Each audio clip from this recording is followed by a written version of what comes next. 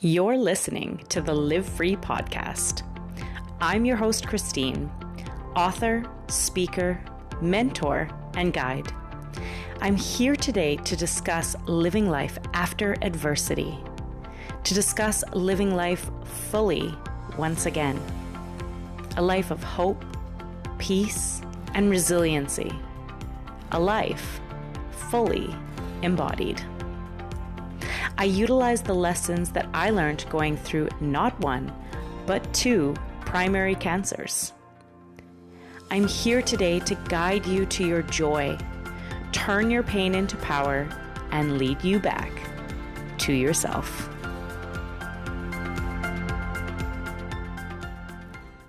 Hello, and welcome to another episode of the Live Free podcast. Today, we have Blair on the podcast. Blair is an author, innovator, and animal lover.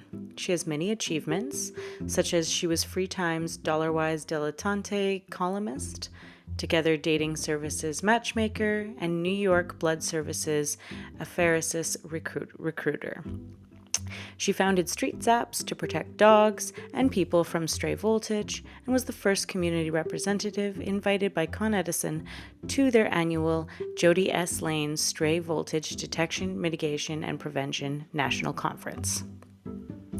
She's also written a memoir, which is called A Schizoid at Smith: How Overparenting Leads to Underachieving. And so that's exactly what we will talk about today. Today we are talking about her diagnosis of schizoid personality disorder and how she rose above what they told her that she would amount to or become. As you've seen, she has created many achievements in her life that she's very proud of, and she lobbies to help others to not feel pushed down by their diagnosis. And so I'm looking so forward to chatting with her today. And if you are a person who feels that you have been pushed down by your diagnosis, then this is going to be an episode for you. So enjoy, and let's get started.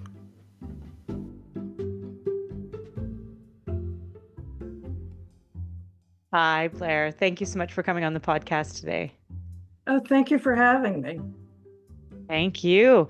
I'm looking forward to getting to know you a little bit more, your story, and what brought you to your zone of genius. So, let's start first with where in the world are you tuning in from? I live in Lawrence, Massachusetts, which is north of Boston and very close to New Hampshire. Okay, amazing. So nice and warm there today. You've let me know. Yes. Yeah. Humid and beautiful. Sure. Okay. Well, excellent. I'm tuning in from Saskatchewan, Canada. So a little bit of a distance between you and I. So, let's start first, Blair. What brought you to the podcast today? Who are you, and what brought you? What is your story? Well, my story is about a little-known condition that's very underreported because the condition itself would bar people who are blocked from intimacy, from seeking help, from seeking visibility, from being transparent, from doing what's probably in their very best interest. This is a maladaptation, the schizoid personality disorder. It is not an organic mental illness. It is something that I and the others learned in childhood as a defense from abuse or overwhelming criticism. But it is dangerous to live with because a person with this condition is less likely to go to a doctor, a preventative screening, seek outside intervention, expertise. A person who's never had enough nurture or felt loved in their life can be very susceptible to manipulators, which abound. A person who goes around impaired, and I want to make it very clear that not every schizoid is impaired, but if a person's punch drunk, the person's going to be more susceptible to a pickpocketing, a mugging, being hit by traffic, whatever it is. This is a difficult condition to live with. And I don't mean just in terms of stunting someone professionally or romantically. I mean on a day-to-day challenge of living, being punch drunk, and trying to navigate the world. Okay. That would have been a really overwhelming thing to have, I mean, number one, gone through. You said a maladaptation that happens from extreme criticism or abuse. So there's a story there as well. And then to have to go through the realization, diagnosis, and to get you where you are today. It sounds like you've had a very winding road. Well, I have, but it's a purposeful road because it led me Mm, to write this. And I felt the trick in life, as Teilhard de Chardin has said, is to take anything that's bad and turn it into something good.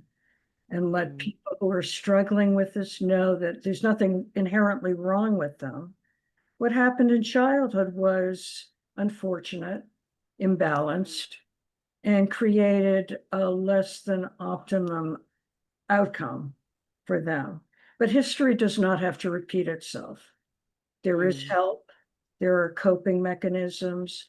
Nowadays, there's remote work so that if they're better off out of an office, that's a Right. possibility.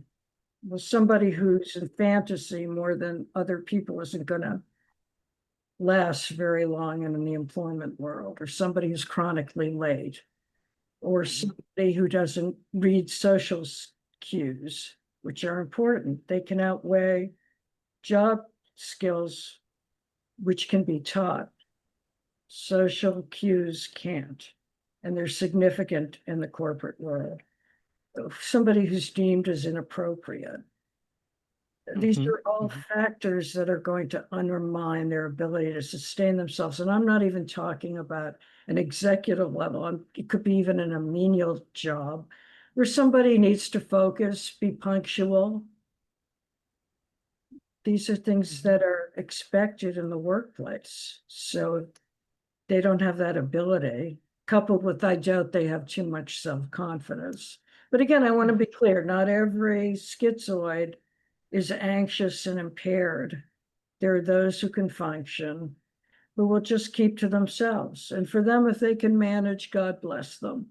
But I'm talking about the really vulnerable segment of the population who could wind up homeless, who are eligible for disability, who may never leave their parents' home because they can't sustain themselves. And parents could be spawning children that 40 years from now are still living at home.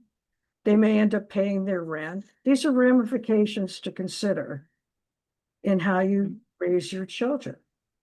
And I felt it was unfortunate it happened to me, but I was able to write and I had enough insight into what happened and didn't want to do it and portray my parents as villains. They weren't, were parents. But then again, I grew up in an era where there's less transparency. So fortunately, nowadays, people open up about conditions and there's remote work. There are better ways of navigating a difficult hand. Mhm. Certainly, there's no question. What was your journey like then? Whatever part you're comfortable sharing, was it, you found your diagnosis and then you began to write, or what was your journey like? It was, it was a nightmare.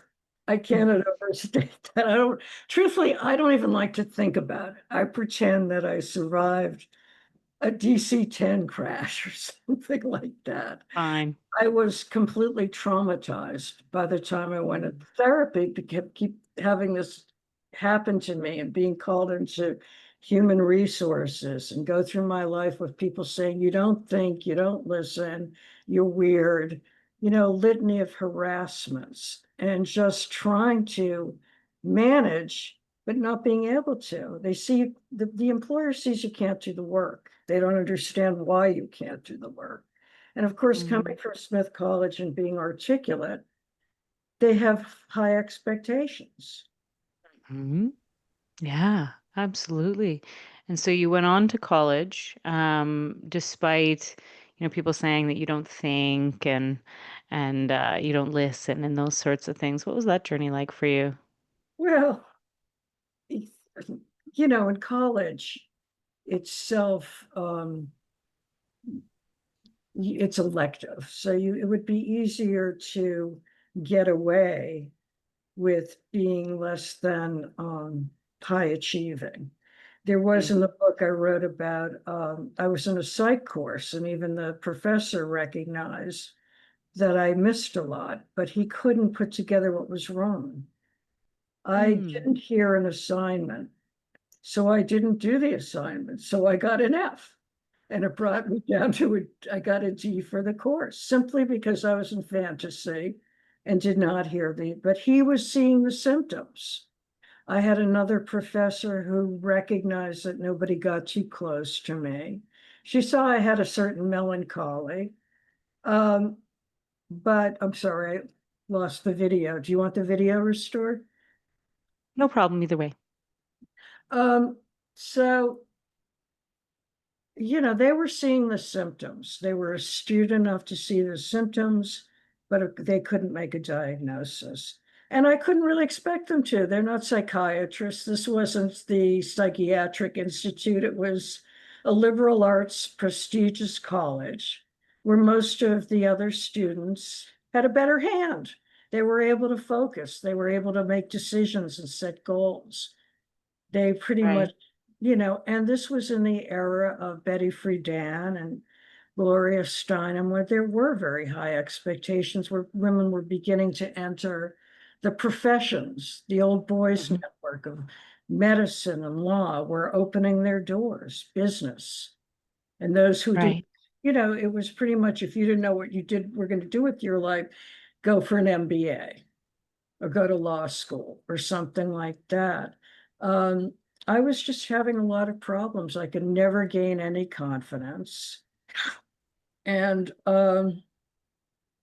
you don't have confidence, and that reverberates. Other people don't have confidence. If I seem very timorous about speaking to you today, and I was hesitant and I mumbled and I had my mouth over my hand where the video's still on, you'd begin to question what I was saying, the credibility. I would Mhm. lose, it would diminish whatever I had to say, no matter how articulate or insightful. And if you don't have confidence, that's really key. We have a president that has mostly confidence, you know? Ew. So, Isn't that the truth? in my opinion, you know, No, that's fine. Yeah. Hmm. my braggadocio has carried this man beyond the corporate ladder into places where I personally do not feel somebody of his caliber belongs. But it's just what Jim Morrison in the book I wrote about, he had absolutely everything. But the emotional state, he had a genius level IQ. He was considered the most beautiful man in Hollywood, maybe even the planet. He had talent. He did not have confidence. He had demons, and demons brought him and the whole group down, as we know. Yes. So, Yeah. I think that's really insightful what you just said there. I couldn't agree more. Confidence is really what carries a person. And so it sounds like as part of the diagnosis, um, confidence was something hard to come by. well, I didn't get it from my family. My mother's death really devastated me. My father was not emotionally available. He didn't really get me. Um, Right. he remarried rapidly, and his second wife saw me as a rival because I resembled my mother. So that was disastrous.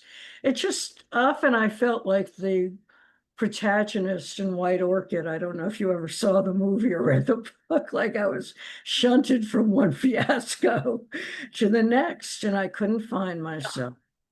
And I couldn't concentrate. And what Selma Landisberg said to me was that it was a lack of confidence and an inability to conform to the basic requirements of the job. And as long as I had this disorder, that was going to be the case. Mm.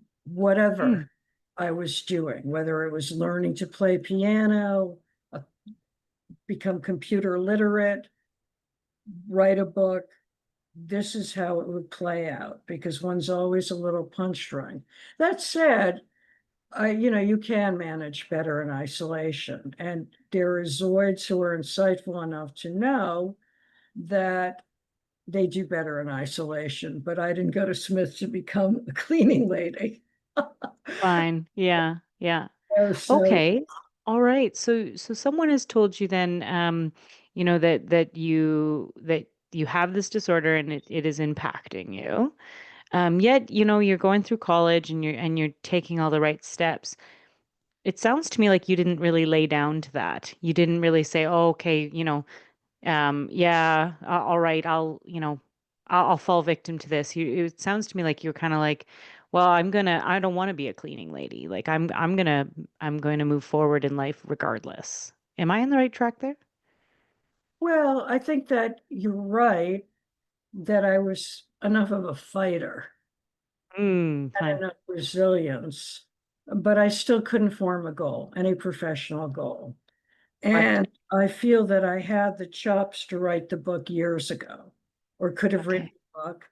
And it stunted my ability to be prolific. Somebody Mm, with this kind of condition is unlikely to write a memoir, for one thing. okay.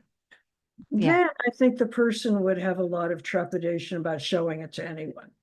And that path Fair. I pretty much played out that if I went, I was doing an advertising copywriting portfolio, and it, of course, took me longer than anybody else in my courses to put it together. It was a mess.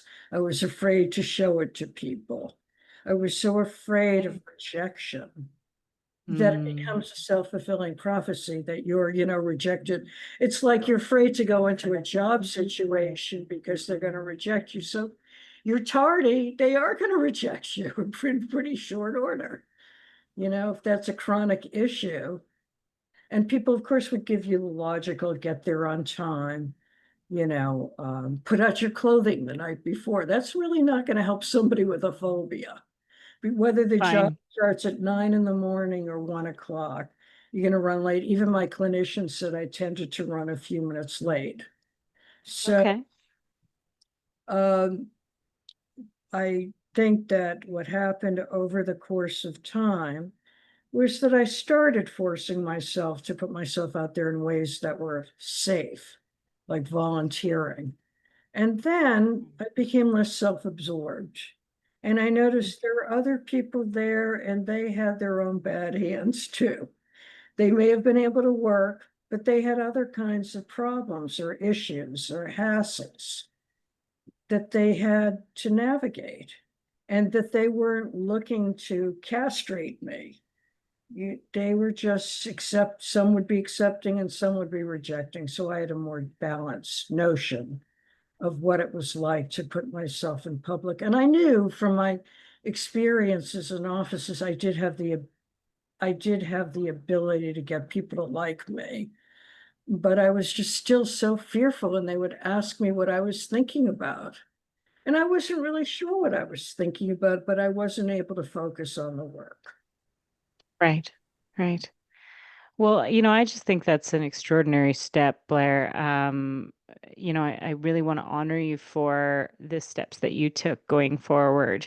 I heard you say, you kind of pushed yourself to begin to do volunteering.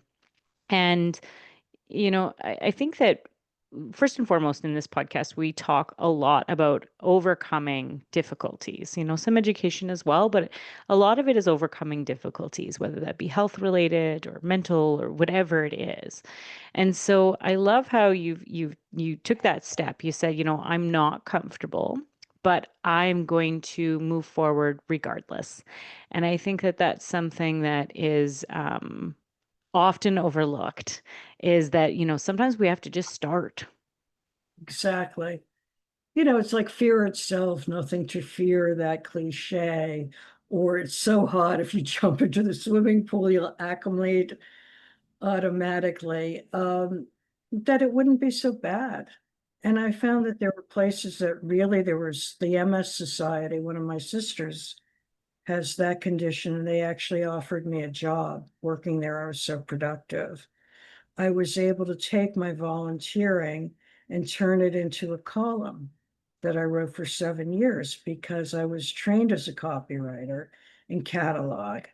And I had more time than I had resources, so I would go out and explore New York City and find opportunities, or I would read the Times, the home section, a designer show house was, or a house tour or something or other that appealed to me, and I would volunteer for it. And then I began to write about this, not for people who were impaired, but just for people who were retirees or starting out, that there was a tremendous amount of hidden market of opportunity.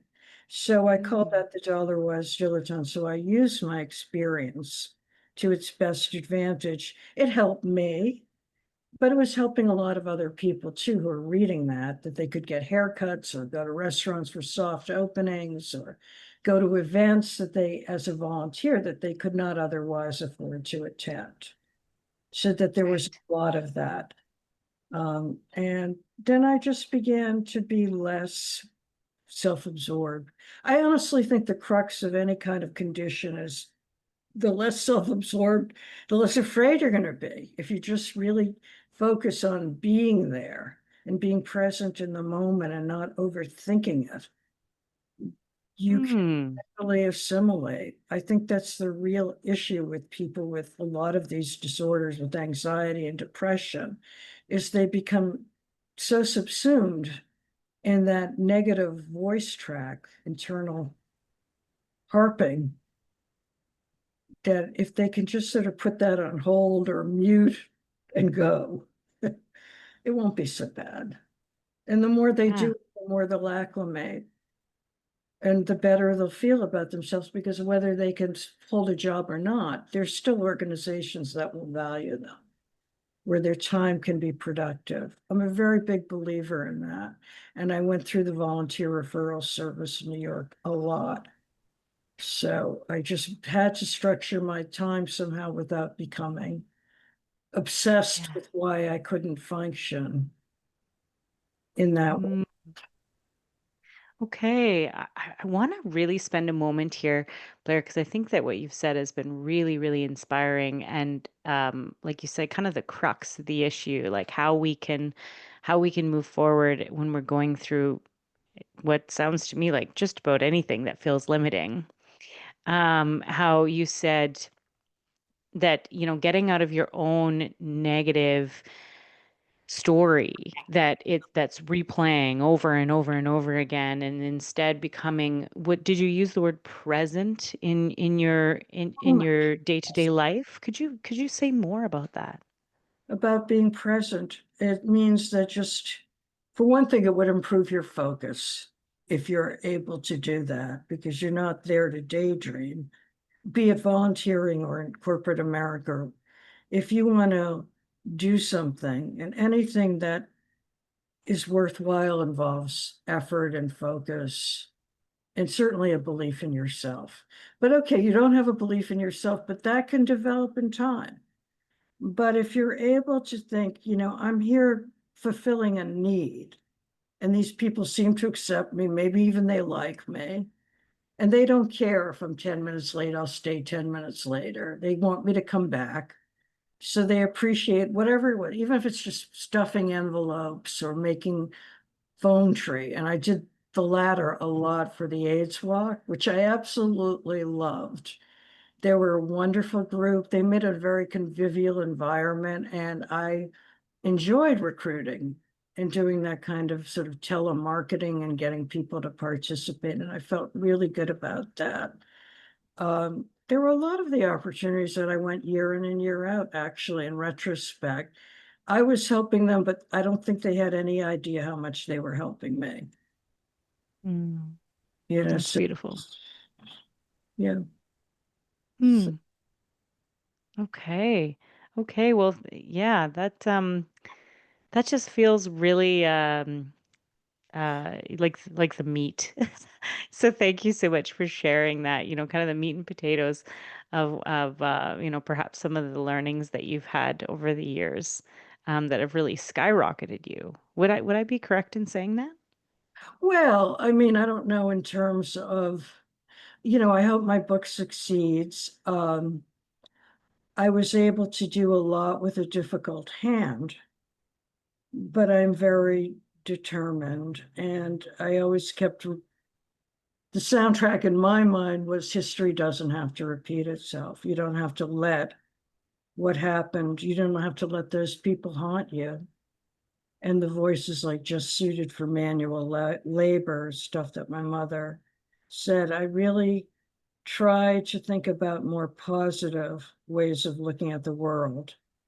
And I know that sounds really reductionist and simple, but I think that was the best coping mechanism for me, was just to go into a situation, leave the demons alone, let them, cut them loose, and just go and do what you have to do there and take it as a fresh experience each time, and as purposefully and as focused I could, realizing, of course, there's going to be rejection, but there's also going to be acceptance.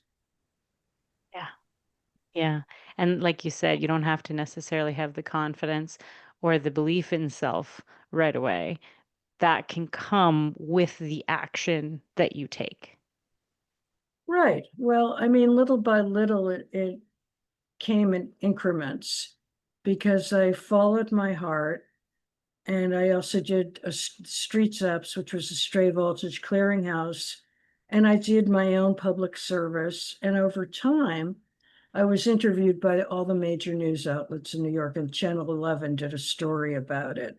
Con Edison invited me to the Jody Lane conference, and I was the first non-electrical, or rather community representative they had ever ushered into this back in 2008, because I was the only one who had that kind of experience or interest.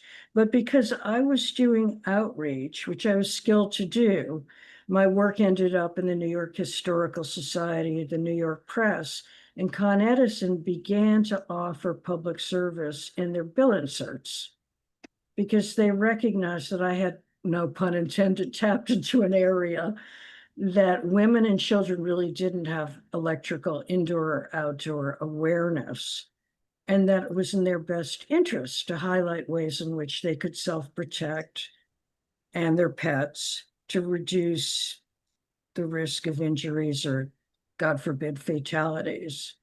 So that Mhm. was very, I couldn't monetize it, but that was very rewarding to me, that I got as far as I got Right. voluntarily, and basically as one person, like juggernaut, doing that. That helped my confidence. Um, I just decided over the pandemic to write this book because I knew the importance of it, that this condition accounts for very high levels of homelessness. In New York City, a drop-in center reported that 65% of their guests were schizoid. And I would be willing to wager that's underreported. That's just those who appeared. And those folks would not appear except out of desperation. Mm. I think they would choose a subway greeting rather than go to that kind of, but my clinician had told me the same thing.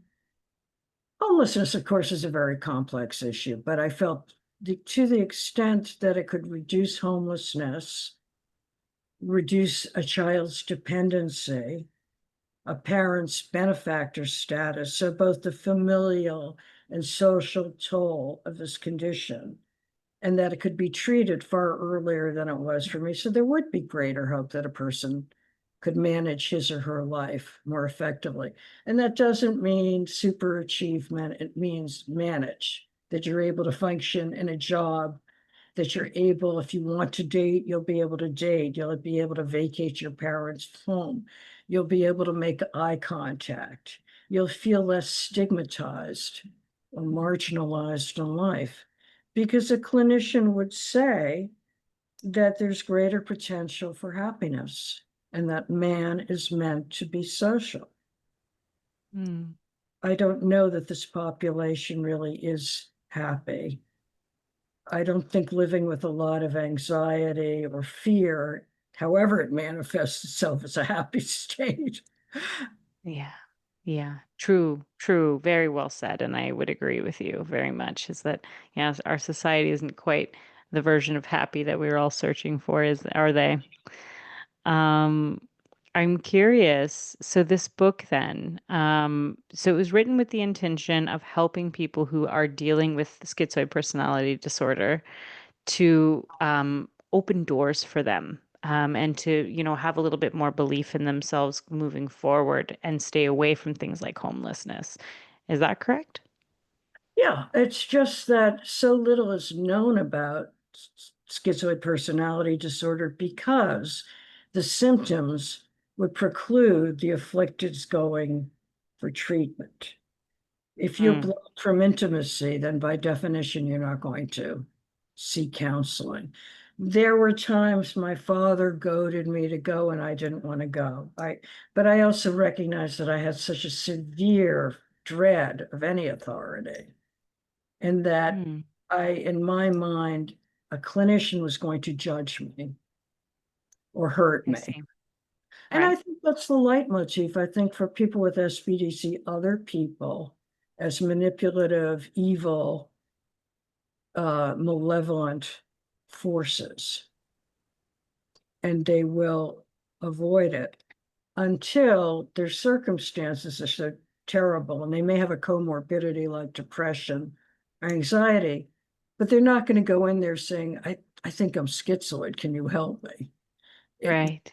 they probably, like me, don't even know what the term meant. And that's been the reaction is people said, what is that? It's Mm, not schizophrenia. It's not as severe. Or, that's definitely not a psychosis. It's not as debilitating as schizotypia, which couldn't lapse into schizophrenia. It's a maladaptation. And I don't know if you recall the Tree of Life shooting a few years back. yes, Park Dietz, the clinician, said that the shooter was not schizophrenic, he was schizoid. He was a I see. transport, Robert Bowers. And the neighbors and the sons would say that he kept to himself and this, that, and the other thing. He had a lot of the hallmarks of being a Zoid. I would have to say and pray that that's an outlier. I don't think that SBD is so much dangerous as it is a danger to the afflicted for the reasons I mentioned. Right. Hmm. Okay. Okay. Wow. You really know your stuff. I'm listening to you and I'm thinking, you basically just recited the DSM-5 to me. Very well done. Oh, but there are things to consider too. Eleanor Greenberg wrote a wonderful book about adaptations, and she doesn't believe in the DSM. And if you really believe in the DSM, is it very likely that a schizoid would write a memoir in the first place and something intended as public service? I'm not Right. supposed to care. And yet Right. I just put myself on the line. And at this point, my concern really isn't that I might be pigeonholed as a schizoid. I've done greater good with it than not by bringing this up. It should be brought up because it's preventable. Yes. Yes. And I think that in our quest to heal from our affliction of any kind, we often find a lot of peace in having an opportunity to heal others through our stories. Can be wildly healing for us. Similar to that walk that you spoke about with the AIDS walk. Creating connections and helping others can be wildly rewarding. Oh, absolutely. There was one time I went in and it was the anniversary of my mother's death. And the organizer there noticed that I wasn't quite as effervescent as I usually was. And I told her what the day was. But they notice certain things and they respect and welcome. If people who are good volunteers are very valued, Yeah. regardless of whatever kind of hand you're dealt, you're a helping hand. And that Hmm. means more to them than anything else that you might be carrying in your psyche. Right. Yeah. Well, as we begin to conclude here, I'm curious about, what you might offer someone who feels like they are um, pressed down by their diagnosis, their maladaptation, the sickness, the whatever it is that they went through. That because I see you as a very determined person, and like you said, a fighter. What might be something that you might offer that person as advice when they're kind of feeling like, this has pressed me down. Well, I certainly battled those demons too. And there was one day I remember years ago where I was bedbound with depression, but try not to think about yourself quite so much. Try to think about somebody who really needs you and will look at you and value you in a way that you don't value yourself. Try to step outside yourself, because that's the literal meaning of ecstasy. Ecstasis is being beyond one's own status, and that will help you a lot. Also, we don't know if we're going to get a short life or a long one. Don't you want your life to have some value? And it does not mean being CEO of a company or in Wikipedia or whatever. Don't you want to feel that you've contributed, that you've made a difference? There's a wonderful book, The Five People You Meet in Heaven, Mitch Albom, and even people who are not particularly accomplished interact with other people in ways that are really meaningful and about which they're not aware. So you might as well go out, step outside yourself, and find some kind of purpose, whether it's a meetup group or volunteering or helping someone who's older or housebound or needs a dog walk, some random act of kindness every day. And think of how much more kindly you will feel about yourself. We all need a little bit Beautiful. of a pat on the back, so give it to yourself, but give it to yourself not in a self-serving or solipsist, by being of benefit to others. Because in spite of all this, and I'm supposed to have excessive self-absorption, I was always a very altruistic person. I always considered the other person's need before my own, and that was very gratifying to me. And the more I did that, the less attuned to my problems, which were significant, they didn't weigh on me in the same way. Wow. Wow. Extraordinary advice. Thank you. Thank you so much for Yeah, coming and for sharing your light with us. thank you. Yeah. Well, I send you regards from the Turkish sauna in here. Fine. But Pretty yes, hot and humid in your house, I've been told. yeah. But anyhow, Yeah. so thank you very much, Christine, for this opportunity. And I hope this is of a lot of help. Oh, certainly. I will link your book as well. For anyone who, feels that they might be potentially going through a diagnosis similarly to this, or know somebody who might benefit from this, I think that this would be a really powerful resource to add. Thank you so much. Or anybody who's just feeling down, go out and do it remotely Okay, if you have to do it, but do something. perfect. Excellent. Okay. Thank you so much again, Blair. Thank you. Have a good night. Thank you so much for listening.